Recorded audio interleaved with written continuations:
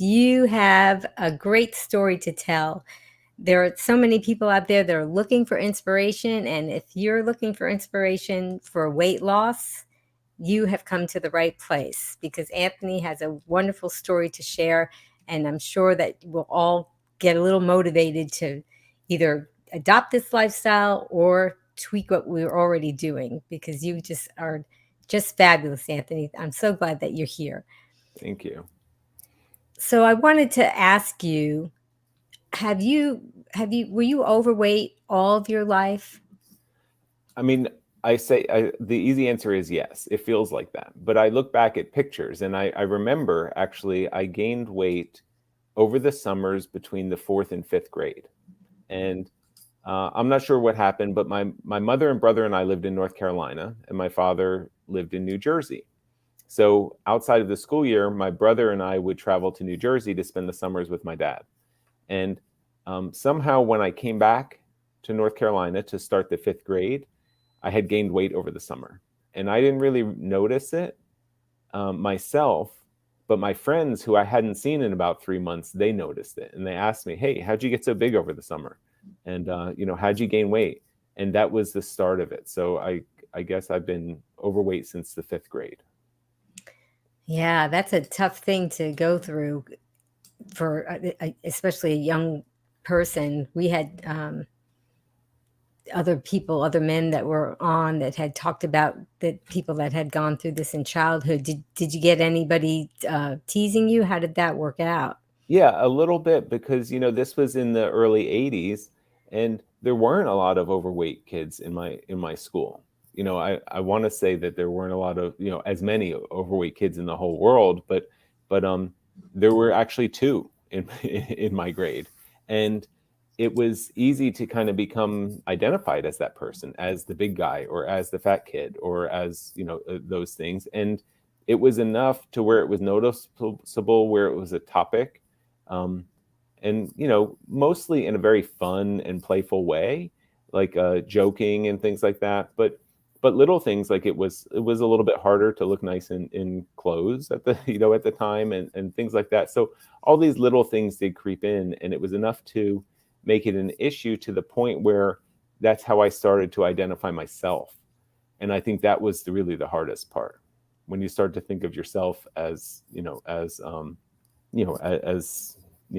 whatever we want to say, as the fat kid or as the big kid, because that psychologically that's tough. Oh, yeah, it is. And then when you would want to maybe participate in things in school as far as activities go, physical activities, that must have been tough, huh? Yeah, yeah, and mostly it was the social.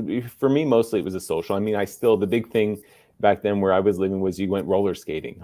We went roller skating on Friday nights, and I could roller skate just fine, things like that. But it became more of I guess, an issue with self-confidence, and maybe maybe not approaching girls at the same age that some of my friends were, and things like that. Just not feeling super confident about myself because of it. That was the tougher part for me. Yeah, I would imagine so. So, do you think that when you were younger, did you think that you had any, looking back, did you have any physical ailments happening to you at that time? So I didn't really, I remained pretty active. I was into my BMX bicycle, and like I said, we went roller skating on Friday nights, sometimes Friday nights and Saturday nights, in town, and had fun. And physically, I don't feel like it was very limiting, other than the fact that maybe I couldn't wear the trendiest clothes and things like that because I was big. And in the fifth grade, I wasn't that big, but I continued just gaining weight. Like every year, I feel like I just got a little bit bigger and bigger, until I was in high school. Then I was much larger than most people, especially because I'm tall and I grew tall at a pretty young age. I'm now 6'4", and graduating high school, I was probably 6'2", 6'3", and probably 300 pounds or something Mm. like that. So I wasn't the most comfortable in small cars. When everyone kind of jumped in their cars, jumped in cars to go out for lunch or something at school, or carpooling back and forth to different places. Um, I was usually pretty cramped, and little things like that. But I think that's about the most of it from a physical extent at that time. So did your family members or your physician or anybody talk to you about that Yeah, or I mean, your it's a little bit tough recommendations? because I had doctors telling me that I should lose some weight, but they themselves probably needed to lose some weight. So people would say, people in those situations, like the doctor would say, "Hey, you need to lose some weight," but they wouldn't tell me how, and they wouldn't really help me to do it. They just told me that I needed to lose some weight. So it actually didn't help me that much. And then of course I found some things on my own. Like I knew like some things I knew were not good, like cakes and sweets and sodas and stuff. So I would go periods of time where I would try, to cut out fat, right? Like stop eating butter and stuff like that, and to try to eat a lower fat diet. Or there were other times where I would try to eat, much less sweets. But it was never very well planned, and as a result, it didn't ever really work very well because it would, I would lose a few pounds for a short period of time, but then of course it always came back, and then by the time I had given up and gone back to to eating the way I was before, then it came back plus extra weight came with it.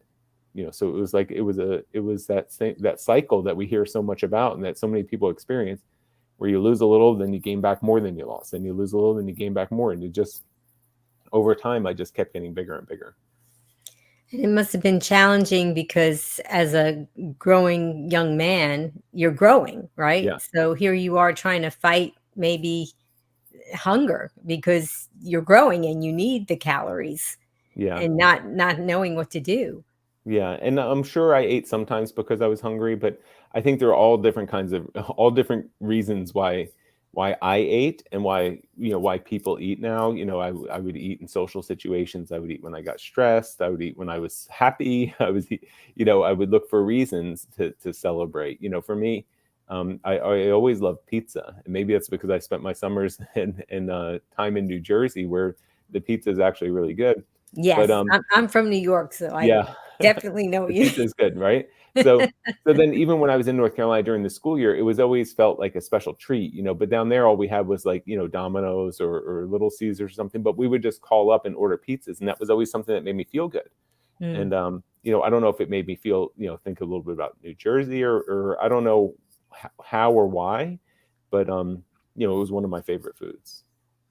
right. Yeah, that there's so much emotion tied to food, and that makes it very difficult for a lot of people to try to change what they're eating. Yeah. So, as you got older, right? Think you started to learn more about. I mean, what was it? What happened when you got Yeah. older that made this change?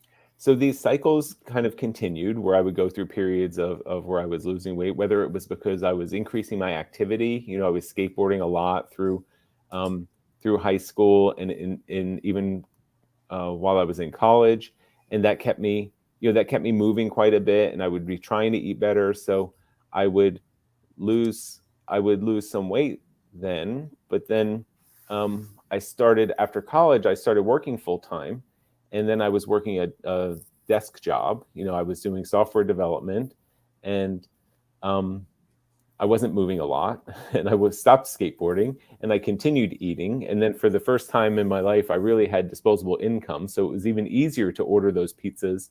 And then at the time, that was like Papa John's came out, and they even gave you extra like butter garlic sauce or something to put on top of your pizza, just in case it wasn't decadent enough with all the toppings and things that I would order. But so when I first started my career, I gained more and more weight. But then my wife now, Kathy, we moved into with each other, and we we yeah, and then we decided to move back to New Jersey. She's also from New Jersey, the same town where my dad was. So Ah, so when we moved in together, we were each kind of active in different ways. And then when we got together, we both kind of took like my inactivity and combined it with her inactivity, and we were both less active than we ever were before, because like I didn't run, so we couldn't run together, which is what she would like to do. And then she didn't skateboard, so we didn't skateboard together. So we both ended up just kind of, we would go for some walks and hikes and stuff like that, but but it wasn't a great time. And that's where I feel like I got to my biggest.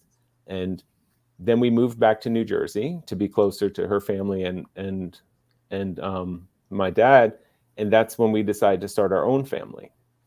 And that's when I really realized that I really needed to make a change.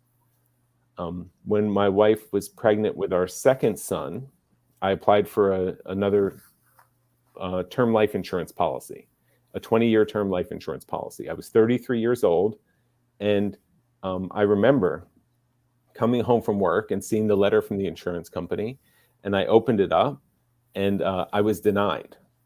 So I was 33 years old, and I basically had this insurance company tell me that they didn't expect me to live for 20 years, so that they weren't going to offer me an insurance policy. And I had had trouble getting insurance in the past, but they just put me in a higher risk category, which just meant I had to pay extra.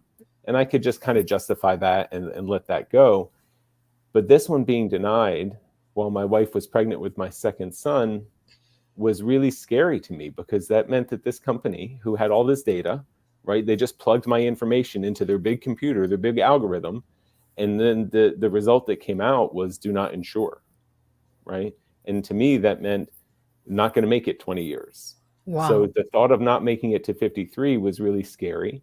The thought of not seeing my kids, graduate high school or hit 20, become 20 years old, or who knows how the computer doesn't, the insurance company doesn't give you a prediction. So did they think I was going to only live 5 years? Did they think I was going to live 15 years? Did they think I was going to live 19 and a half years? I don't know. I just know that they didn't expect me to make it the 20 years. And now, that, were you on that was really medications at that time? Yeah. So the reason why at that time, by that time, I weighed 360 pounds. I had a 54-inch waist.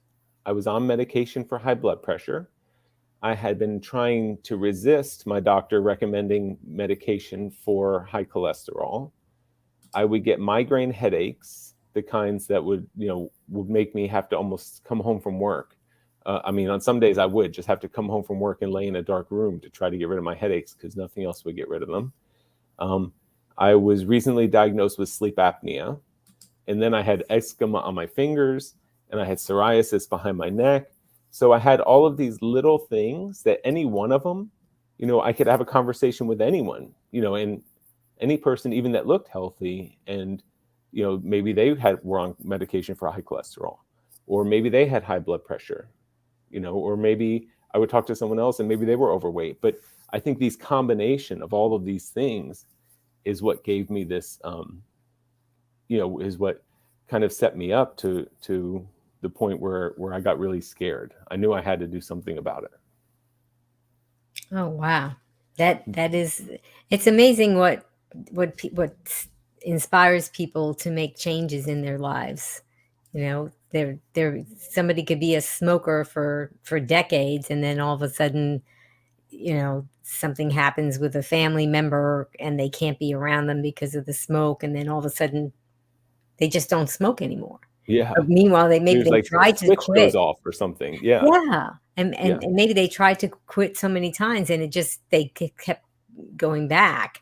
So, and it's just so hard to say what's going to be, what is it going to be Right. for us? So for me, I knew I had to do something, but I had no idea what to do, because everything I had tried to do before I had failed. Everything I had tried to do before is what led me to this point in my life. And but the best thing that being denied that insurance policy did for me was it forced me to take a really honest and objective look at what my life was like. What was it really like? And that's where I started looking at the real life situations, and they didn't look right to me either. Things like when I was at work and I would go to a meeting in a conference room, and if they only had chairs with arms on them at the desks, like armchairs, like I looked for what they would call an overflow chair. Like maybe there was a folding chair in the corner, or maybe there was something not a stacked chair somewhere that didn't have arms on it that I could sneak up to the table and sit in before everyone else got into the room. because I didn't fit in armchairs. I mean, I could squeeze myself into them, but it was very uncomfortable. And sometimes I would have to do that, just kind of hover over the chair and just, squeeze myself into it and then sit there uncomfortable for the meeting, whether it was an hour or however long. And that's not, so I wasn't very satisfied with that. And then I would travel for work, and I would travel by myself, and I would be walking down the aisle of the airplane, and I would be looking for my seat, and kind of felt the all the eyes on me as I was walking down. Anyone with an empty seat next to them, it felt a little bit like they were looking at me and thinking, "Oh, I wonder if he's going to sit next to me." And then when I would walk past them, I would sense a little sigh of relief, until I finally got to the spot where I was supposed to sit. And then again, I had to just kind of squeeze myself in there. And then even once I got into my seat, then the flight attendant would do the demonstration with that little section of seatbelt. And I used to, after that demonstration, I used to have to call over the flight attendant to ask if I could use that to extend my seatbelt, because I couldn't even buckle up on the plane. And they always come by and check, because they actually can't take off until everyone's buckled into their seat. So that's embarrassing when you're sitting next to someone you don't know and you have to ask for the seatbelt extender. It just, all of these little things didn't make me feel good. But the biggest one for me was, had to do with my children. I always wanted to be a dad. I was so excited to have children when my wife Kathy and I were starting our family. And when my older son Evan was 18 months old, and there he is. And my wife was, thank you. I wish he still had that shirt. I don't get to dress him anymore. Oh. He's 17 now. He's almost 18. Oh my goodness. But when he was about that age, maybe just a tiny bit older, the fair came to town, the carnival, and it was a small thing, and they just set it up in the church parking lot, and it was a fundraiser, for the school that was attached to the church there. But my wife was pregnant with Henry, our second son, and we were there with Evan. And this, at 18 to 20 months, kids are just now kind of becoming themselves, and they can laugh and they can look at things, and it's a really fun age. So we were having a blast. This is the first time in his whole life he's ever experienced anything like this. The flashing lights, the sound, the bells, people are playing games and they're winning, and the prize sirens are going off and stuff. And everything is just overstimulating. And he was just kind of taking it all in. It was like the coolest thing. And then we walked around like the food vendors, and then he just started wiggling and pointing. And he was probably saying something, but I don't remember exactly. But he was pointing at this train ride. And I think, in my mind, it was a Thomas the Train ride, but it probably wasn't even Thomas. But, he used to watch the Thomas the Train on TV sometimes, and he had all the these wooden toy tracks that were going all over the house with these little battery-powered train rides that he would go on. So, but I realized he had never seen a train that he could fit on. He never saw a train that he could ride. He only thought they were like, toys. So he was excited to go on this train ride. And we were excited as parents. So we're like, wow, this is cool. He wants to go on the train. So we were walking over, and I'm holding him here, on my chest with my arm. And when we get close to the train ride, I just kind of take my thumbs and I hook him under his armpits, and I go to pull him to hand him to my wife. And he grabbed my shirt, and he just he wouldn't let go. Right. So in my mind, I thought he wanted me to take him on the train ride. But here I am. I don't even fit on an airplane. I can't even sit in a seat in the conference room at work. There's no way I'm going to fit on this little train. It was a miniature ride. It was for kids his size. So luckily I was bigger than him. So I just pulled him harder, and he let go of my shirt, and I handed him to my wife. And then, they gave the tickets to the attendant, and I was just kind of sitting there, in excitement and just watching. And then almost like in a daze as they were getting on the train. And then the attendant of the ride, he said, "Excuse me, sir." And he kind of snapped me out of it.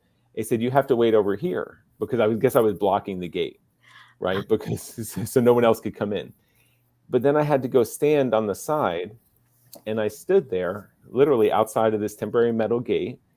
And I was watching as my wife, Kathy, and my son, Evan, were riding around in this train. And he was just having a blast and laughing, and they were giggling together, and they were having all this fun. And there were two questions that were coming into mind. And the first question was, is this the kind of father I'm going to be? And I didn't like the answer to that one. That's not the kind of father I wanted to be. I didn't want to be sitting on the outside and watching as my son was having fun. And then the second question that came to mind is this the kind of husband I'm going to be? Is this really what my wife signed up for? Is she going to have to do all of these things with the kids? I mean, this is a fun one, but there are going to be plenty of hard things that we're going to have to do as parents that, many of them I might not be able to do simply because of my size or my state of health or my ability to move and to participate in things. And that was harder on me, even I think, than being denied that insurance policy.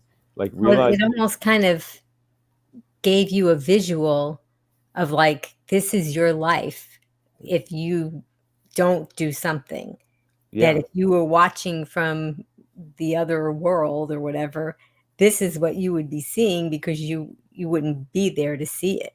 right. It That's was almost like wow. a glimpse of that, that Christmas story where I forget Yeah, what it's it's a called, where wonderful life. yeah, Yeah, where you look at the future and the past and all these things, and you realize, where things could go. yeah. And it was sad, and it was scary. So I, reading that insurance policy, taking a look at what my life was really like it all just made me realize I had to do something. So it was getting close to the end of the year. This was all in 2005. So I set a New Year's resolution, and my New Year's resolution had three parts. Number one, no more sweets. I was not going to eat any, because I knew that was not something that was good for me. No cookies, no cakes, no candy, no sweets.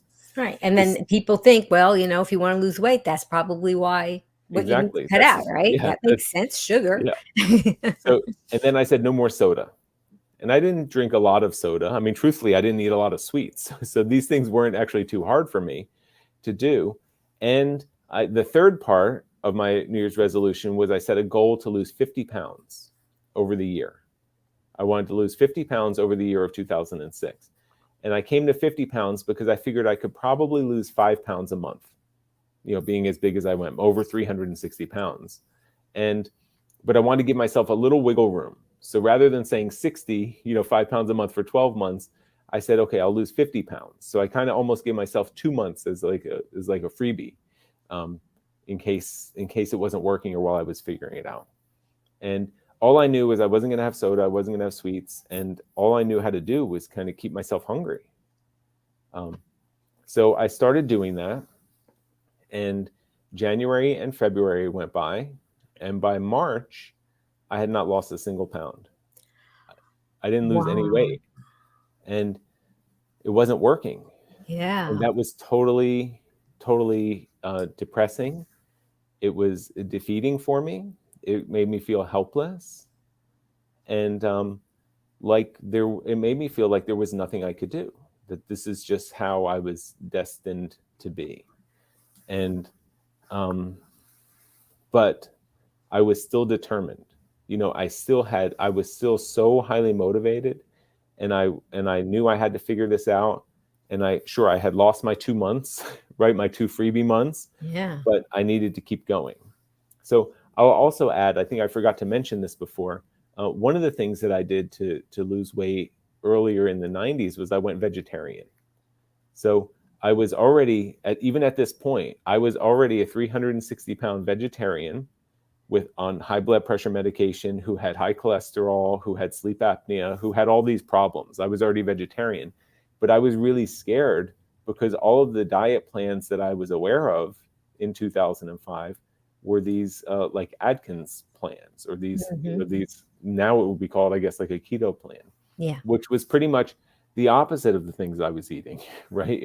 Huh. It was like more meat and that kind of stuff. And I didn't want to go back to eating meat because I felt so much better when I became vegetarian. And then I kind of became proud of the lifestyle vegetarian, of being a vegetarian. So I started searching Google for vegetarian weight loss, how can I lose weight as a vegetarian? And I found on Amazon Dr. Furman's book, Eat to Live. And this was the first edition of Eat to Live. And I say that because the cover is different now. But on the cover of the book on Amazon, it said fast and sustained weight loss. Oh, And I wow. was like, oh, well, there we go. That's what I want. I That's want the answer right fast and there. sustained weight loss. But then the real thing that got me was I started reading the reviews that people would write. And no one in the reviews was talking about weight loss. Everyone in the reviews was talking about getting healthy. And some people mentioned that as they got healthy and as they recovered from these conditions, that they also happened to lose weight. And that's when I realized for the first time in my life that I didn't want to lose weight. What I really wanted to do is I wanted to get healthy. And what I understood as I started reading this book is that if I get healthy, that I will lose weight because they're tied together. So Wow. So I bought the book, needless to say, and I just started doing exactly what it said. Even when Okay. I was reading chapter 1 and chapter 2 and chapter 3, so I got better as I went, as I learned more as I read the book. But I started before I finished the book. I just started eating more. I just concentrated on eating more. Okay. Well, More vegetables. that'll bring us into, I have a true or false question Okay, for you perfect. guys. So hang on a second, guys. It's time for True or False on Be Green with Amy Live. Answer true or false to Amy's questions in the comments below, and Amy will ask our guest for the expert answer. Okay, so we're getting into this topic here. So for people out there, if you want to type in your answer, true or false, in order to lose weight, you must weigh or measure your food. So you guys type in true or false, and then we'll let Anthony continue on with his story, and we'll hear the answer too. How long do they get to Oh no, guess? they're just going to type in and you'll talk. It's not, nobody gets graded You're on not going to this, win. so Oh, it's there's no okay. prizes. We don't have any prizes for them today. I wish I would We're have brought still looking something. for sponsors. That's fantastic. So I concentrated on eating more fruits and vegetables. And this was different for me than I had ever done before. The reason it was different is because I didn't start depriving myself. I didn't start taking away my favorite foods to begin with.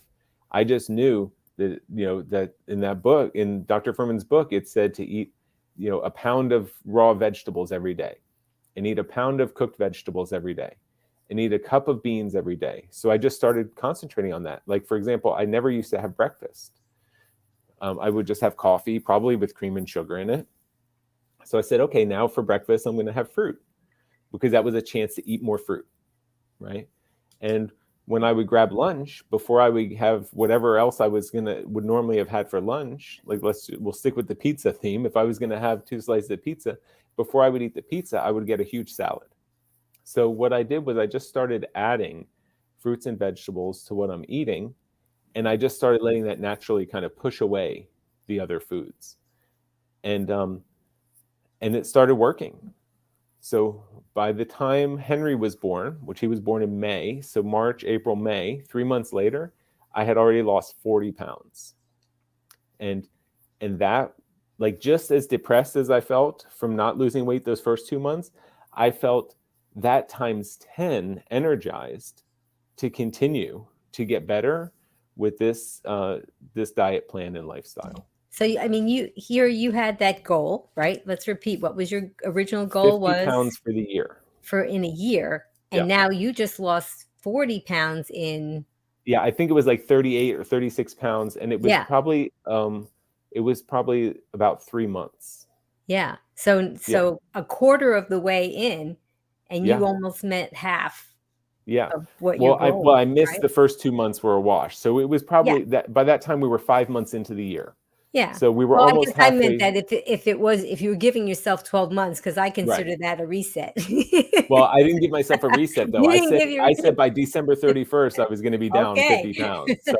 So I was saying, that year before it hit Yeah. 2007, I was going to be down 50 pounds. But But you so were by catching halfway up. through the years, Yeah. I was close. Yeah, Yeah. exactly. And so should we answer the question? Oh, yeah. Go ahead. So I think the answer is no. You don't have to weigh and measure your food, because I didn't do that. the idea is to consume only healthful foods and and to eat enough of them, and to let your body take care of the rest. And I don't mean that with things like super high calorie things, like even on a healthy whole food plant-based diet. I don't think that's true for nuts, and for definitely not for any of these vegan products. That doesn't hold true for, but for real fruits, vegetables, whether they're raw or whether they're lightly cooked, and for beans, I don't think it's true at all. I don't think that we need to pay attention to the quantity. We can literally, those foods, is like the more that we eat, the healthier we become. That's so fabulous. And that's one of the reasons why I love this lifestyle, because I feel like restricting food is like holding your breath, and Yeah, it's not it's not not something I could sustainable. ever Yeah, do. yeah, yeah. So I'll keep going now. Yeah. So now the story will speed up a little bit. So I lost a lot of weight that initial time, before we brought Henry home, before Henry was born and came home from the hospital. And then I just continued. And I continued to get better at eating a whole food plant-based diet. And I continued losing weight. And by the end of the year, I ended up losing a total of 90 pounds in that year. And so I completely blew away my goal of losing 50 pounds for the year. So did you, I mean, obviously you weighed yourself. How often would you say, do you think that you weighed yourself? This is going to be a complicated one, but I'm going to say at this time I was weighing myself twice a day. Okay. And I would weigh myself in the morning when I woke up, and then I weighed myself at night before I went to bed. And that was helpful for me because I learned how my body operated. Like I could go to bed and I could wake up 5 pounds lighter. And that was fascinating to me. By the time, I guess overnight, sleeping, resting, and then wake up in the morning, go to the bathroom, get on the scale. So what that taught me was that the little fluctuations didn't matter in the scale. So if the scale is up 3 pounds one day, it didn't matter. If it was down 2 pounds the next day, like that didn't matter either. It's not like every time the scale dropped a pound or 2 pounds, I got to celebrate, right? And it's not like every time it went up, I got to get upset. I was just observing the scale and I was learning, how my body worked. But sure enough, by the end of every month, I was averaging out. After that initial big weight loss, I ended up losing almost exactly 8 pounds every single month. And sometimes it would all come off in the last week or week and a half. And sometimes it would come off kind of even. Like it just depended on what my life was like at that time. But I continued through the end of the year. Then by the end of 2006, I had all this energy now. I was 90 pounds lighter. I mean, that's a lot of weight. And my body was healthier. By that time, I was off all my medications, no more blood pressure medications. My cholesterol was down to normal. My blood pressure was fantastic without the medication. I was probably sleeping better. And I had so much energy that I wanted to start exercising. So wait, stop. You said I wanted to start exercising. So far you had how much weight loss? 90 pounds. And 0 exercise. You were not exercising. Yeah. I still had my a full husband's time experience too. I was working out all the time while we were trying to lose weight, and he had 2 shoulder surgeries back to back. So a year where he couldn't exercise even if he wanted to, and he was losing more pounds than me. Yeah. Well, I think the exercise is fantastic for health. Yes, I think it is. It's great for our mental health. I think it probably does help a little bit with losing weight, but it's not the key. I mean, the key is you have to eat right. Yeah. And you have to get healthy. And that's where the weight loss comes from. And you do have to rest well also. Yes. I think that's another important part. So but that's a good point. And I do like to emphasize, I lost that first 90 pounds. I had a full-time job where I was working long days. I had a long commute. We had a toddler and a newborn at home. Like there wasn't a lot of spare time to be going around, starting new exercise routines. But now I was so energized and motivated. I wanted to start running. And the reason I picked running is because I always watched and I always helped my wife when she would run races or she would run a marathon, and I would hold her stuff. And I would always see people, And in a little bit in my mind, it's again like I'm on the sidelines. Like I was there supporting her, just like that train ride. I was outside watching other people do the activity, and I thought I wanted it to be my turn. So we had a treadmill in the basement, and my wife used it regularly. And when we got it, I insisted that we get one that was big enough to handle me, even at my 360 pounds. So we had a good treadmill in the basement that I could use. So I started going on it for a half hour every night. And I tried to run, and I couldn't even run for a whole minute. I would run for like 30 seconds or so, and then I would just slow it down and I would keep walking. And then when I recovered my breath, and then I would start running again, then I would slow it down and I would keep walking. And I just continued to do that until I got to the point where I could run for like, one lap around the virtual track, which maybe it took me 3 or 4 minutes. I don't know how long it took. And then I could run 2 of them, without taking a break. And then I would take a break and I would recover. And then I would get to the point where I could run a mile, and then I could take a little break, and then I could run another mile. Wow. And then to the point where, I could run, 2 miles in a row and then 3 miles in a row. And as soon as I could run 3 miles on the treadmill, I joined the running club at work. And the running club was they just went and ran some 5Ks after work, a few times a year, maybe 5 or 6 of them.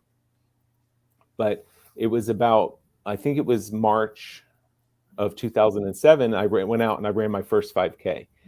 And that was exciting because now I was the one putting the bib, the number on my shirt. And I was the one kind of stashing my clothes and my water bottle somewhere so I could go get to the start of the race. And then when they said go, I was the one who was out there running, and then I was coming in across the finish line.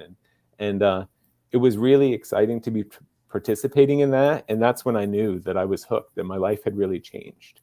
Wow. I was even if that day you got on the scale and maybe gained a few pounds. Yeah, I don't remember, right? But even if you did, it wouldn't have mattered, right? Right. And because it started to really affect my quality of life. Here's the guy who couldn't sit in an armchair. Here's the guy who was embarrassed to walk onto an airplane. Here's the guy who couldn't go on the ride with his kids. And now I was out there, running a 5K. And it was almost totally different. So I just continued for 2007. I continued, eating better, more and more towards a super healthy, super nutritious, whole food, plant-based diet. And I continued to run a little bit further and further and further all the time. And then September of 2007, 2 things happened. My weight loss stopped, and it stopped just as suddenly as it began. Meaning, the end of September, I weighed 197 pounds. By the end of October, I weighed 197 pounds. By the end of November, I weighed 197 pounds. Like it literally just came down and then it just went flat. And also in September, I ran my first half marathon. So I went from where I couldn't even run for a full minute, in January of that year, to now in September, I ran 13.1 miles. And I ran it in about an hour and 48 minutes, which is a pretty good pace to run a half marathon. And I did that with about, I don't know what it was, 10 or 12 or 15,000 people in Philadelphia. And it was an incredible experience. And I was there all by myself. I woke up early in the morning. I drove to Philadelphia. I found a parking garage. I went to the starting line. I had no idea what I was doing. And it was really incredible. So, but here you had this plateau, right? And it was a pretty long plateau. So, I mean, what was going through your mind at that time? Well, what was going through my mind was I was done. I mean, I'm 6'4", right. and 197 pounds is was a pretty healthy weight for someone. Oh, it definitely is. But I mean, were you thinking, what were you thinking? That I'm good. I think exactly. I can just maintain. I was like, this is fantastic. Right. I didn't think about it. I kept step. And at that time, once I started running, I actually was going on the scale 3 times a day. Because I would go in the morning. Yeah. And then after I would weigh myself in the morning, then I would go work out. And then I would weigh myself after that, because that was the fun one, because that was even lower. Because of all the water. Exactly. Then I would drink, and then I would eat throughout the day. And then at night it was higher, but I just kept watching it. I was never obsessed with the scale. The scale never contributed to my emotional feeling, whether it was positive or negative. It's just that it was a number that was easy for me to measure, and I could measure it anywhere I was, and it was just interesting for me to watch. But So yeah, now you have 2 young children, right? yeah. And 2 young boys. So how's that going, you So know? yeah, so at the time I finished, I guess the boys were just, like 1.5 and 3 years old, something like that. And Mobile. I mean, now they're big. Now they're 17 and 15 years old, because this Yeah. was a long time ago. And I raised them exactly the way I would have ever chose to raise them. When I came home from work and they were on the driveway practicing for jump rope for heart, I grabbed a jump rope and I jumped with them. Wow. And when they were little, and we had a double jogging stroller, and I used to take them and run races, and people used to comment, "You can't pass me with a stroller," and they would say, "We just did," like they would just mouth off to the people in the stroller as we were going, and then they would always tease me at the end. They're like, "We beat you, Dad," because they were in front of me. I was Yeah. pushing them, So we did all of those things, and then when they got bigger, we started running together, and Mhm. and now they're both fantastic runners, and I can never keep up with them now. But but uh, but we ran together a lot of miles. My older son Evan wanted to do a trail race in Colorado, and we had to practice all through the winter. And it was a 16-mile race, so we had to do a lot of long runs together, and we got to talk, a lot, and really enjoyed that time spent together. And we bicycled together, and we snowboard in the winter together. We had an incredibly active family life, their whole growing up, which I wouldn't have chosen it anyway. So I don't know. Mhm. In my mind, it all worked out fantastic. I think so. But I guess what I was getting to was, now that they were still young, and they weren't little babies, that they were actually walking around how they needed to be, Yeah. you needed to pick them up and maybe get on the floor. I mean, so those things, as far Oh, as how you all were of those able things. to Yeah, they were change on my that. shoulders all the time. They would fall asleep on my shoulders when we would go, when we'd be out and about. We would wrestle at night before they went to bed, and roll around. I didn't have to worry about crushing them. I probably still could have crushed them, but you know what I mean. Yeah. Yeah. And we just had so much fun. Right. So that you could be that dad that could, chase after your Yeah, little and guy I and think you not have the get picture winded. too. And I Yes, they ended up do. I ended up taking them on the train ride, and I took them both on the train ride a couple years later. And and you can't tell from that picture, but I still don't really fit on the train. But now it's because my legs are so long, right? Right. Not necessarily because I Because you're didn't on the fit in there. bulkhead. Yeah, exactly. But I got in there, and I had a big smile on my face. And that shirt, I think, is the shirt from my first 5K race too. And so everything kind of came together. And that's my older son Evan, who's in the seat behind us, and that's my younger son Henry, who my wife was pregnant with the first time that Evan went on that train. And that was probably, he was probably the same age that Evan was the first time he went on there. But I Oh, got to ride on the train with them. yeah. So you just changed the trajectory of everything. You changed the outcome in the story. Yeah, And it really exactly. wasn't, I mean, it seems like a long time, I guess, when you're going through it, but in the big scheme of things, it didn't Yeah, I take mean, that long. the interesting thing there is that the 2 years would have passed anyway. Mhm. Whether I was improving myself or not, or whether I was, kind of working on this personal goal that I had for myself or not. So the time, I don't think, is even that relevant. And truthfully, if it would have taken me 3 years, or if it would have taken me 4 years, who would care? I wouldn't have cared. It's now, now it's like 16 years later, right? 17 years later since I started. And it's I don't even feel like that person anymore. And I don't think it would have mattered if it took twice as long. Wow. Yep. It's just amazing.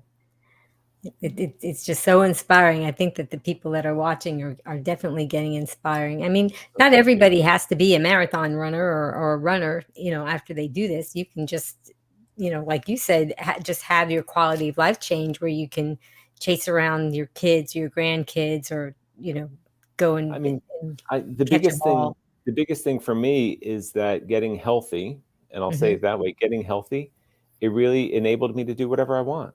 I learned that if I could do that, if I could go from being very unhealthy to going healthy, or if I could lose a significant amount of weight, if I could do all these things. Now I had the confidence to know that I could do anything. And, for me, I was excited to run a lot, and it doesn't mean I have to. I don't run that much anymore. I love going out for a run, but I don't get a chance to do that very often anymore. But I like to go for a bike ride sometimes. I like to just hang out, with my family, or we go out and we get healthy dinners and things like that. I get to talk to incredible people like yourself and others now, and it's all just as fun. But it's for me, it's just about living the quality of life that each of us really want. Right. And that's a different definition for everyone, Exactly. whatever that happens to be. So, and to see that you could be that active, it's amazing. It really Yeah. is. And I always tell people, because of my weight loss with my husband, we started in 2012. We're older now, right? You're older Right. now. So how Yeah. many years has it been? So it's been 17 years for me now. I guess I'll be 50 this year. So I'm 49 now, and I started this when I was 33. Right. And as far as how you feel compared to how you felt then, Yeah. Yeah. right? Even how I felt when I was in my 30s. Yeah, I feel better now. I know you like Yeah. that picture because I have a banana in my hand. Yes. Yeah, like I had a lot of fun skateboarding that ramp for a while. That it was a long story, but the town shut down the skateboard park, and I was able to buy that ramp and put it in our yard. Oh, So we had it there for 10 years, and then we've since moved, so I don't have it anymore. But that was a lot of fun. oh, wow. That's Yeah. so you had to deconstruct it and then, Yeah, that's a yeah, whole nother hour long conversation to explain how that happened. right. And there you are in an airplane, right? Yeah, fitting in the seat, no seatbelt extender at all. And no one was next to me anyway on that flight. Uh-huh.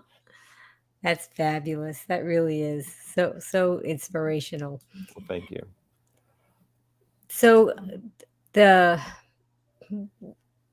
has it been challenging for you to maintain the weight loss? So you hit the weight loss that you wanted, and it's been how many years now since you, right? Well, I guess it's been over 15 years since my weight loss stopped, Right. and So over 17 years now since I started. right. So Yeah. what do you think as far as, because So I think that there's a lot of now people that my have weight challenges. fluctuates a little bit, but it Mhm. fluctuates more with my activity. Like my eating honestly hasn't changed since I stopped losing the weight. I have big salads every day. If I don't know what to eat, I put a can of no salt beans on the stove, and I dump it over, a huge handful or two of romaine lettuce, and I just put beans on top of greens, or I take some frozen spinach out of the freezer and I microwave it, and I'll put black beans on top of it.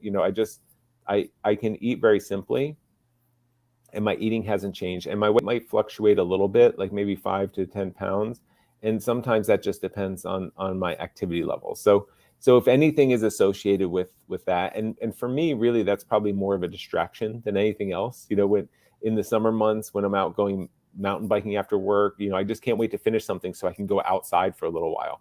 And in the winter, when I'm a little more stagnant, it's like, well, I might as well have dinner now because I'm taking a break or something like that. But the behavior and the foods I eat, they haven't changed, and really my weight loss, I don't think it's significantly changed, since all the way back then, which is the most unusual thing in the world for me. Like I have to throw away clothes because they get worn out, not because I outgrow them.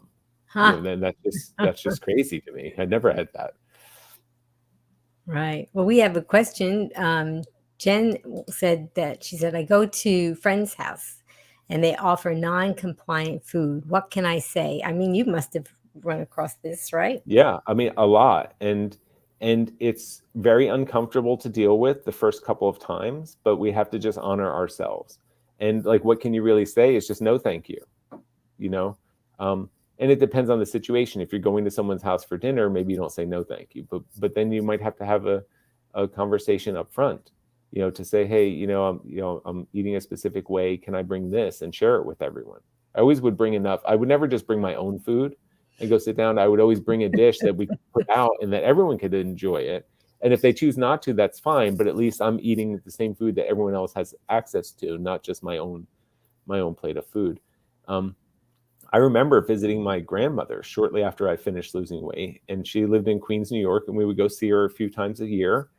And right when we walked in the house, she had a tray of cookies, and it's not enough just to have the tray of cookies out. Like, she had to bring it around to everybody and like put it in your face and say, That's "Here, how grandma take me, shows have a her cookie, love. have a cookie, have a cookie." And I said no, and my father was teasing me, and he says, "Ma, ask Anthony when the last time he had a cookie was." And at the time, I probably hadn't had a cookie in 2 years, right? Yeah. And I said, "I haven't had a cookie since 2005, which is still true today, right? Yeah. So, but she started crying. She got very upset by that because she said, basically like what you just described. She was doing this as a form of sharing love or spreading love and stuff. Yeah. And to think that I was, denying myself of cookies is something that clearly meant something to her. Really, truthfully, didn't mean anything to me. Having the cookie or not, but she got upset, and of course I could have had a cookie and it probably wouldn't have made a difference, but it wouldn't have made a difference physically, to have one cookie, but psychologically, it might have told my brain that, hey, it's okay to have sweets once in a while, or it's okay to have cookies when you feel like it, or it's okay to let other people tell you what you need to eat sometimes. And I'm really happy that I dealt with those situations as they came up, because then the next time she didn't even blink when I said no, thank you. And then the next time she didn't even offer it to me. Wow. So it, I just think it's, you have to just kind of keep the big picture in mind, and deal with those situations in a way where you're really honoring yourself first. Very good. I hope that answers the question. I think that was great. It is difficult in the beginning, and then if you have family members that are making you Especially people feel you bad. care about. Yeah, exactly. Yeah, but you definitely have to honor yourself, because we don't like to call it a diet. It is a lifestyle, and Right. part of the lifestyle is not just that your certain foods are not going to be in your lifestyle. It's also how you socialize and react to people, and so forth. Exactly. So Steve says no oil, right? And let's talk about that, because there's something called SOS free, Yes. and that's sugar, oil, and salt free. So where are you on as far as that goes? Because I know what Dr. Furman does. Right. Well, I am sugar, oil, and salt free. Definitely in the house. Now, sometimes if I'm out at a restaurant, even a fast food place, like when we travel, when we're driving across the country, one of our favorite places to stop is Chipotle, and we stop there because I can get a salad, right, or a burrito bowl salad, it's called. But basically, they take the container and they fill it with the chopped romaine lettuce. Then they put beans on top of it. I skip the rice. I get the beans on top of it, and then I look at the peppers and onions that they have, and sometimes they're like floating in oil, and then I just skip them. I go right to the pico de gallo, the different salsas and the other vegetables, the corn salsa they put on there, and sometimes I look at them, and if they look kind of dry, then I'll take the peppers and onions also. So now I know that there is some trace amounts of oil. Someone's even told me that Chipotle makes their beans have a little bit of oil in it. Yeah. But when those things happen, I don't consider it a conscious decision. I don't eat salad dressings out because I know that they're made up, primarily of oil. So a little bit of oil probably sneaks into my diets in situations like that, but we don't have oil in the house. We don't use oil in the house. I don't eat anything that looks like it has oil on it, but if there's some oil hidden in something, I probably consider it an insignificant amount of oil. And like, I still will eat the black beans at some place like Chipotle, even if rumor has it that they're made with a little bit of oil. Right. So now, what happened when you got this book, right? Yeah. And what did your wife say? She was very supportive of me, and she didn't switch her diet right away. And I just did my thing. So I would make some of his big soups, and I would eat a lot of frozen vegetables, because I could very easily, if I had made a big batch of soup or two over the weekend. My favorite one was the roasted broccoli and red pepper soup that he had in there,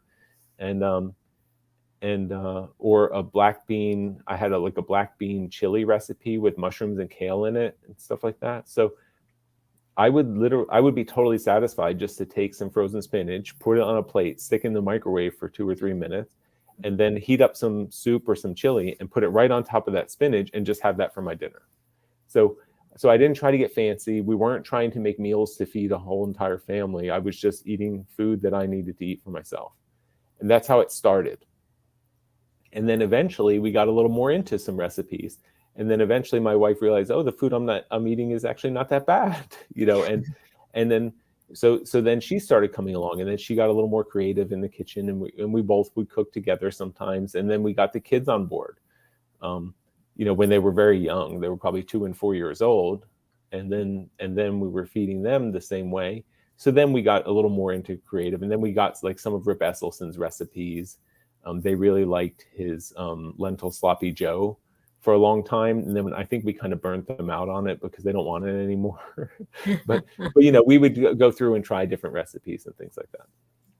So you didn't say to your wife, hey, I'm doing this and I need you to be on board and we're going to clean out the whole kitchen and nope. Right. I just made my decisions for me. I just took care of what I needed to do. And it was easy for them because I was the only one who was overweight, or it was easy for my wife because she wasn't. So she could just say, oh, well, this is something Anthony needs to do for himself. And that's all. And, if I needed her, if she happened to be the one grocery shopping, she would get the stuff I needed. Or if she would occasionally cook stuff from the, from that book or from other recipe sites, and we would eat that together. Yeah, it's so interesting because people just sometimes they don't know how to navigate that. Yeah. I mean, I remember we would go to the diner because we're in New Jersey, right? Yeah. And she would order the Yankee pot roast dinner, and I would order a Greek salad with no dressing and no cheese, right? And no anchovies. Right. And they would come and they would put the salad down in front of her, and then they would put the Yankee pot roast down in front of me, and then we would have to switch plates, and then I would eat this dry salad, and then I would get like a fruit cup for dessert, which was like a tiny bit of like chopped up melon or cantaloupe or something like that. Just did my thing. That was it. Yeah, I remember when I was in New York, and there was a diner that my parents liked a lot, and they had like on the table with the salt and pepper shakers and everything, they would have these little covered dishes that you could have, and they had chickpeas. Oh, wow. So one time I ordered a salad, and I said, is there any way I can get a bunch of these to put on top of it? I could put. So yeah, no problem. You do. Yeah. You have to be definitely creative. Yeah. So Greg wants to know how can I make the food taste good if I eliminate sugar, oil, and salt? Yeah, it's just a learning exercise, and 2 things are going to happen. Number one, you're going to find that there are a million recipes for delicious tasting food that don't contain oil, sugar, and salt. You just have to look for them, and it's so easy now with Google. You just go on there and search for SOS free recipes, or search for nutritarian recipes, or search for whole food plant-based no oil recipes, and you'll find them literally everywhere. The other thing that's going to happen is your taste buds are going to change, and as soon as you start eating less salt, then you're not going to be craving salt. You're not going to be looking for salt. It's like you're kind of salt.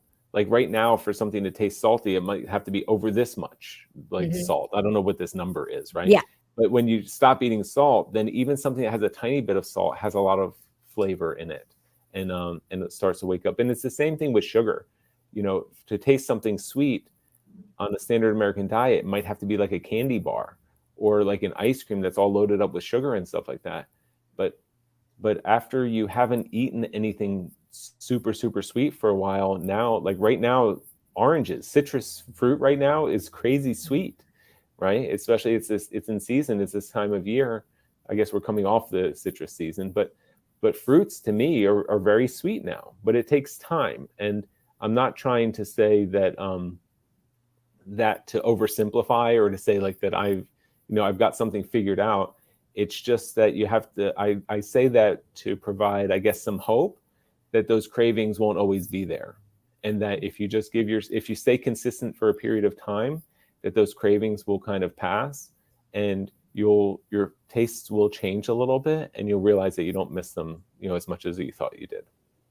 Right. So you had those wonderful memorable cookies presented to you, which not just the cookies themselves, but the family connections and all that. Yeah. So were there any times when you really had some kind of a trigger where you just really had a fight to stay away from it? Not that I remember.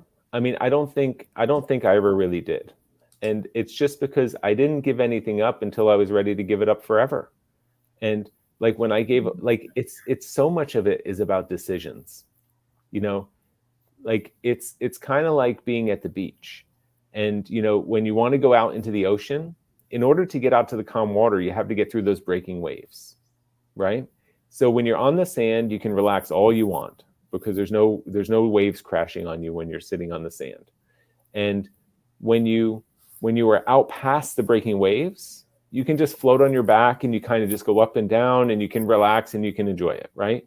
But that period in between the beach and the sand, at least here in New Jersey, probably because they rake the beaches a lot, it's like there are these crashing waves. And you have to go out there and sometimes you end up running back and forth. And then you go out there and then sometimes, you know, you take a few steps and then you get pushed back towards the beach, you know, as you're trying to get through them, or you have to duck down and go underneath them.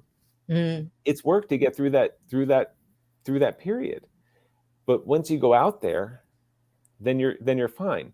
Now, the most challenging thing to do is to go back and forth all the time, right? And that's what we do when we make decisions about lifestyle, about diet and things like that. What we have to learn and teach ourselves is that consistency actually helps, and consistency actually makes it easier. So the fact that I decided to not have sweets again, it just took them completely out of the equation, right? And the first 1, 2, 3, 4, 5 times that they were around and available and offered to me, like it was probably hard, but then it got very easy. And as long as I didn't tease myself by going back and having them occasionally, then it stayed easy. It's like being out, you know, it's like being out in the calm ocean waters. I've still never had a slice of birthday cake from my son, Henry, and he's now 15 years old. Huh. You know, and we have a fantastic vegan bakery, but it's made with sugar and it's made with oil, and I don't eat that kind of stuff. So, you know, if he's having a party or if he's having friends over or whatever, and we get a cake and it's vegan, then I mean, the bakery is called Vegan Treats, and I've never once in my life eaten something from there. You know, I bought stuff from there, mm-hmm. but I've never tried it, and as a result, I don't miss it. Wow. So, I mean, Lori wants to clarify. So he's 100% abstinent? Yes, on some things. So I explained the oil. So I wouldn't consider that I'm 100% abstinent on oil, but I'm 100% abstinent on sugars and sweets and sodas and meat and dairy, you know, and animal products and honey and all of those things they're all on my no list, and I never ever have them. And those are the things that I'll even ask if they're ingredients. So the things that I'm not 100% on would probably be white flour, because I'll occasionally have a flour tortilla if I'm out at a Mexican restaurant or something, or sometimes I'll have pizza, but I'll have pizza with no cheese on it, loaded up with vegetables, but it still is a white flour crust, right? And then I already mentioned that sometimes oil sneaks in, you know, in restaurant food. So I don't consider myself 100% abstinent on oil. And then eating out at a restaurant, we can't be 100% abstinent on salt. You know, like that just finds its way in there. But, you know, do that stuff occasionally. And the restaurants that I go to most often, I invest in them. I mean, not financially invest in them, but I go and talk to them when they're not busy, and I say, hey, well, you know, this is how I eat. I try to avoid all oil. I try to avoid added salt. You know, what dish is best for me to order, and how can I order that so that when I get it, I get what I want. And then I just go to the same restaurant and order the same thing every time. So now it's very easy because they know exactly what to make for me. Right. And that's the thing, because people talk about eating out. Oh, I only do it once in a while, but once in a while can turn into 2, 3, 4 times a week. So yeah, if it's really once in a while, you really have to do something like what you're saying that you. And I know what I can get at different places. You know, the Ruby Tuesday, which I've only been to probably twice or 3 times in my life, but they're known for having, no, Red Robin. I'm sorry, that's the one with the bird, Red Robin. And they're known for having bottomless French fries, right? But there's on the back of the menu, they also have bottomless steamed broccoli. Like, well, I didn't know that. so you can go there and get a salad and order a broccoli. And as soon as you finish your broccoli, then you can say, hey, can I have some more broccoli? Hey, can I have some more broccoli? And a side of black beans. They're not bottomless black beans, but so we do learn these little things that we can do. So now I just have that kind of banked in my mind. And I know if I'm ever stuck on the road, and you do have to ask for no butter, because some places will steam broccoli for you. Yeah. And they'll be like, oh, here's steamed broccoli. But then they'll also put butter on Very top of it. shiny. I'm like, you might as well have fried it, or sauteed it or something. But so I just say, can I have steamed broccoli with no butter? And then you can get that. So you're right. If you're going to be eating out, then it's worth doing the investigating, finding the right places, and then also telling them, and then go back to the same place and always order the exact same thing at certain restaurants, so that they know you and they know how to make it for you. So I'm sure a lot of people are getting motivated by hearing your story, and you sound like you have so many great strategies. And if somebody today was just saying, you know what, I might get that Eat to Live book, or I might get some other kind of book, and I want to get started today, what would you say? What would you put in their toolbox to help them make that decision and stick with it? Yeah. So I would say find one thing and stick with it. There's so much information available now. I didn't have social media when I started in 2005. It didn't exist, right? I mean, I don't even think I could text on my cell phone when I started. So I literally bought one book. I just kept rereading the same book, and I would read the frequently asked questions in the back of the book. And then I would go to Dr. Furman's website and I would read the success stories there. And that's all I did. And it didn't cause me any confusion. And I never wondered what I should be doing, because everything was consistent. So what I would say is there are so many fantastic whole food plant-based plans out there. Just find one and give it a real chance. And a real chance might mean 6 months to a year for someone, but stick with it to the letter for a period of time. And I want everyone to realize that living this lifestyle is not hard. It's actually fun. It's actually enjoyable. And I know that Amy, you and your husband can vouch for that. So many of your people in your community can vouch for that. But it is really, really hard to change. So that's how you have to think about it. It's going to be hard for a period of time, just like getting out into the ocean, right? It's only hard for a little while. And the easiest way to reduce the amount of time that it's hard is with consistency. So pick a plan and then just do it. And stick with it consistently for a long enough period of time until it becomes easy. I love it. That's great advice. Thanks. And what the other thing that I love is, and we were talking about this before the broadcast, when people do adopt this lifestyle and they do find that it works for them, and they find the improved health and the side effect of weight loss and all these wonderful things, they kind of want to shout it out to the world. Yeah. And a lot of people, maybe they just tell their family members a lot and buy books and share them with people. And other people like me just start a broadcast and try to interview awesome people like you. And you took it to a little different twist, and you've done a few things that led you up to what you're doing today to help people with this lifestyle. So why don't you talk about that? Okay, thank you. Yeah, so I have bought books for all kinds of people, for friends and family everywhere. And I've shared that with them. And then I share videos and tell people to watch the documentaries and Netflix and things. I mean, I'm sorry, Forks Over Knives and stuff. It's not on Netflix anymore, but you can find all these things and share them with people. And then what I do is I kind of listen to see if there's any spark. And if people want to know more, then I give them more. But I'm never forceful with it on people. But what I'm super excited about and what I'm doing right now is my partner, Dr. Lori Marbus, and we started a company called Plant-Based Telehealth. And the reason we did that is because I would be at conferences and I would be at places, and you would hear a doctor, like maybe even Dr. Esselstyn or Dr. Clapper or Dr. Furman, and they would be talking about some of their case studies with their patients and how they helped their patients who had medical conditions and how they helped them to recover. using whole food plant-based nutrition. And then almost every single time someone in the audience raises their hand and they say, hey, I have a similar condition. Where can I find a doctor who can help me?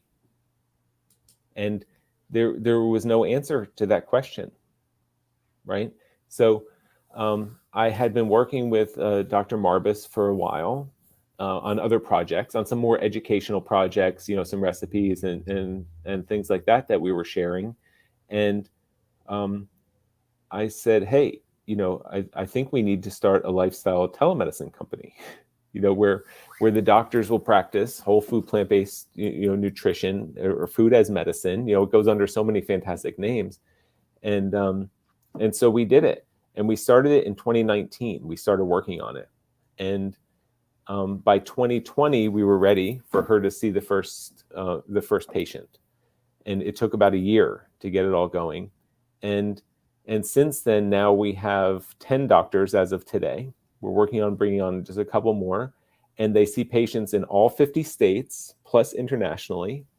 2 weeks ago, we just signed on our first patient from Japan. Wow. And what it means to me is that people all over the world are finding, out how to prevent and reverse disease and how to improve their quality of life by things that they can control in their own lifestyles.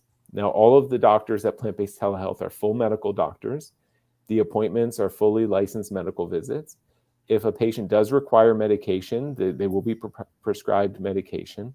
But the goal is always to help people make the lifestyle changes that they can to improve the conditions as much as they can without medications. And then just use medications, whether it's for temporary basis or for things that will require, some appropriate amount of medication, over some period of time.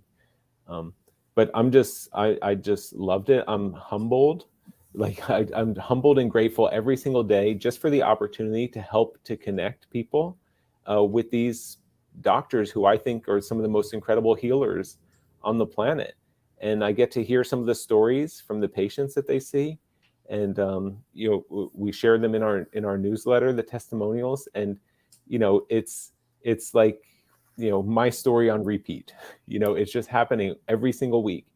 Someone's getting off medications, someone's starting to be more active in their life, somebody's starting to get healthy.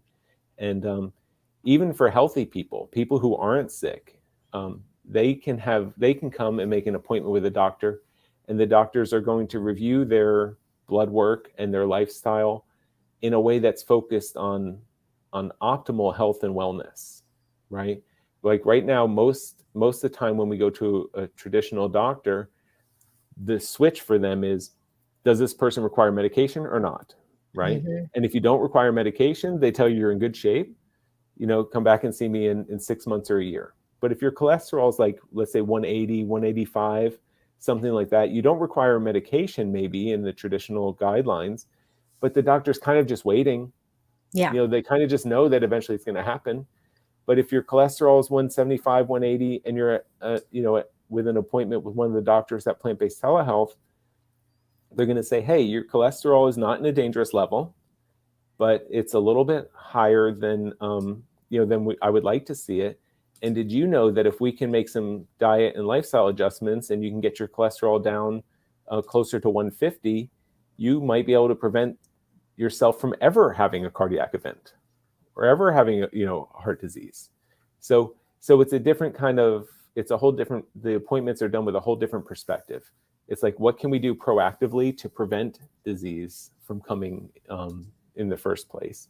Or if someone is in a disease state, is what can we do to make changes in our lifestyle to improve that as much as possible?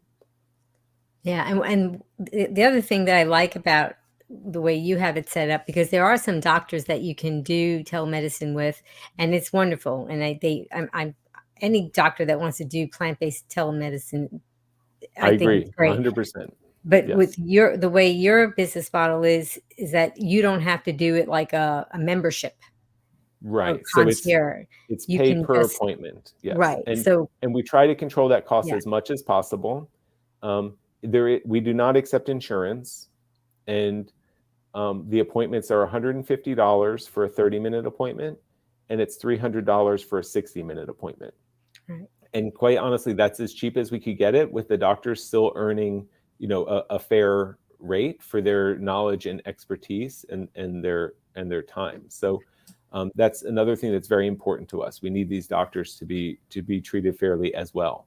Oh, sure. So many of us, and I'm looking at you and I'm looking at myself, are contributing in this field, on a volunteer basis. Yeah. And for a physician to provide medical care, it's just not fair to do that. So we've cut the costs as much as we can. It's $150. After the appointment, patients will be given what's called a super bill, and that's a receipt that's ready to go to your insurance company, and you can send it in for reimbursement. Now, we have no idea how much the insurance company will reimburse because it's different for every plan. We have some patients who get all $150 back. We have some patients who get nothing back, but maybe they have a high deductible, or maybe they have no out-of-network benefits. Insurance is so complicated that we can't predict it, but some people will get it back.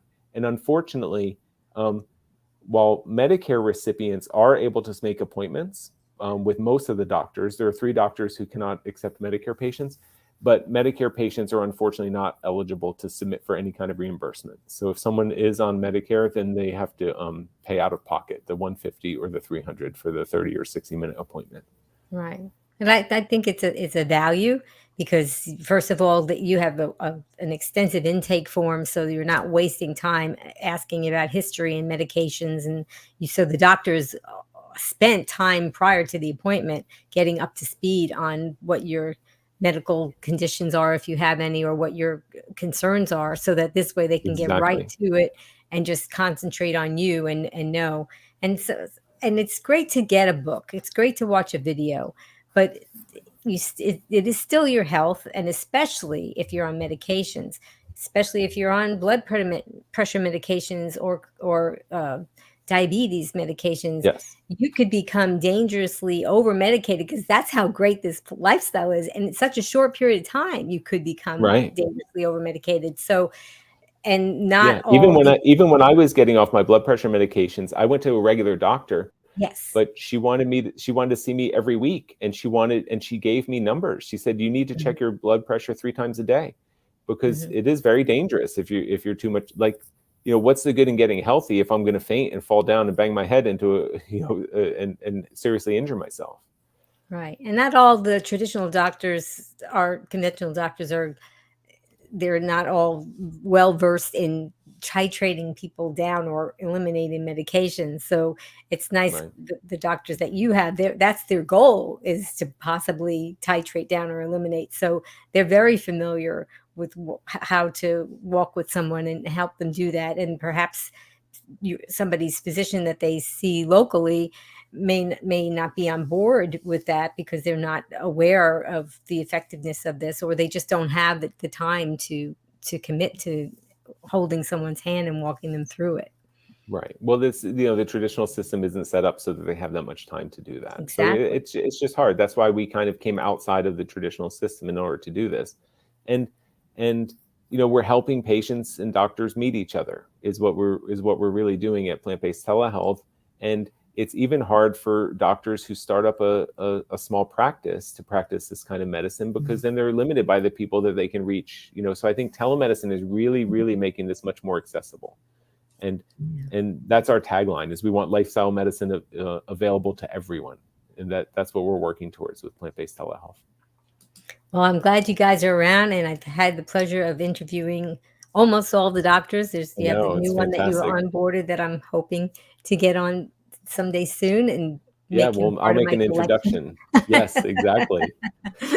Well, I really wanted to thank you, Anthony, for coming on today.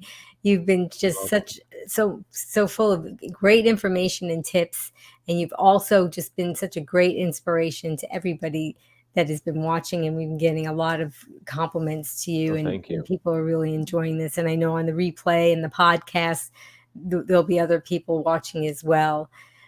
So, and you guys that are watching or listening, type in the comments, what are you going to remember from this broadcast? What's your I would love to hear takeaway? that. Yeah, thank you. I would like to hear it, because I think it helps other people as well who are looking to see if they want to watch this, what people have been saying. So I also wanted to thank Jess Tass Voice, and she did the countdown and she also did the promos. And Jess Tass Voice, tell us who is coming up next. Timmery Hagenberger, RDN, aka the Nutrition Professor, will be doing a culinary demo of plant-based scrambled breakfast tacos. Join us on Wednesday, March 23rd, 3 p.m. Eastern, noon Pacific, on Be Green with Amy Live. Well, I hope you guys will join us for that because she's a great cook. And I wanted to thank you all again, especially the audience. I want to thank all of you that are watching and listening. You guys are the reason why I'm here and the reason why Anthony is here to tell his story. And we hope that you share this and like it so that other people can hear about it as well. And what I'm going to do and invite all of you to do the same, I'm going to be signing off with Anthony with my tagline, be strong, be well, and be green. And you guys can type it in the comments and we can just kind of do it with the universe. Are you ready, Anthony? Yep, I'm ready. Okay. Until I see you guys again, remember, be strong, be well, and be green. Bye-bye, Thank you. everyone. This is so much fun. Thanks. Thank you, Anthony. Bye-bye. Now you can listen to Be Green with Amy expert interviews wherever you go. Listen while walking, meal prepping, or traveling. Find Be Green with Amy on Apple, Google, Alexa, Amazon, or virtually anywhere you find podcasts. Be strong, be well, and be green with Be Green with Amy.